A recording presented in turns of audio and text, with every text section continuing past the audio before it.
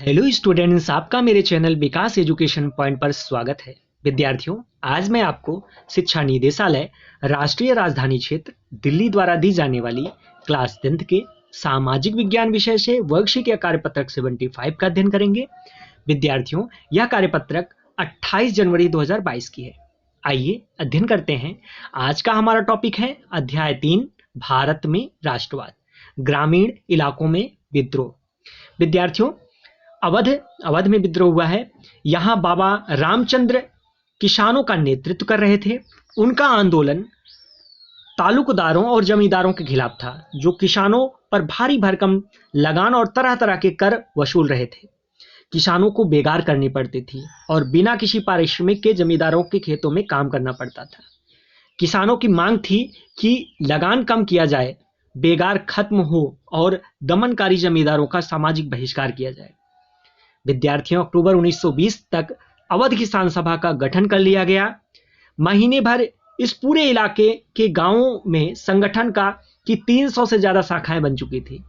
अगले साल जब असहयोग आंदोलन शुरू हुआ तो कांग्रेस ने अवध के किसान संघर्ष को इस आंदोलन में शामिल करने का प्रयास किया, लेकिन किसानों के आंदोलन में ऐसे स्वरूप विकसित हो चुके थे जिनसे कांग्रेस का नेतृत्व खुश नहीं था। 1921 में जब आंदोलन फैला तो तालुकेदारों और व्यापारियों के मकानों पर हमले होने लगे, बाजारों में लूटपाट होने लगी और अनाज के गोदामों पर कब्जा कर लिया गया।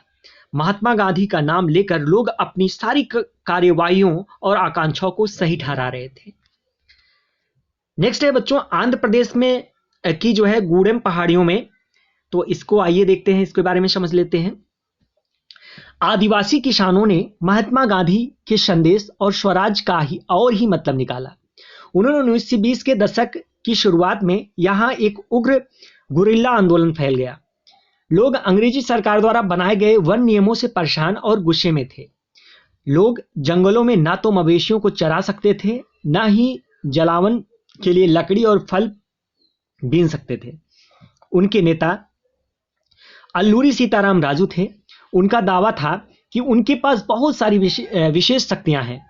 वह सटीक खगोलीय अनुमान लगा सकते हैं, लोगों को स्वस्थ कर सकते हैं और गोलियां भी उन्हें नहीं मार सकती है।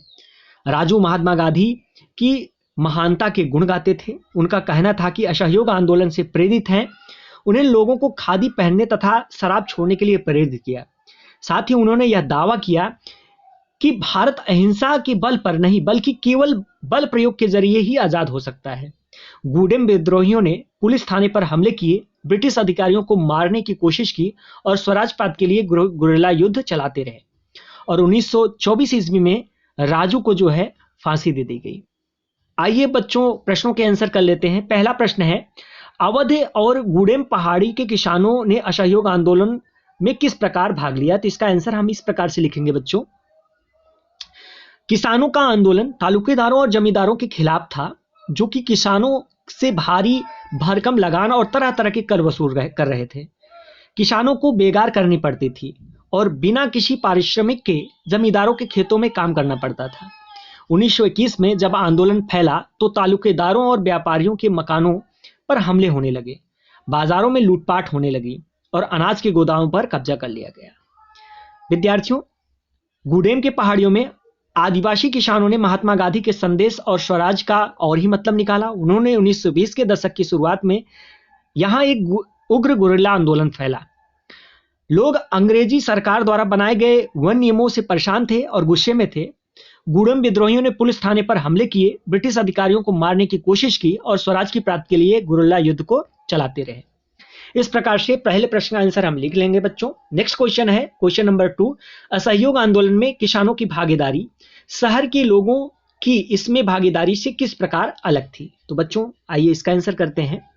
तो ग्रामीण क्षेत्रों में किसानों और आदिवासियों का तथा शहरी क्षेत्रों में मध्यम वर्ग का असहयोग आंदोलन में व्यापक समर्थन मिला।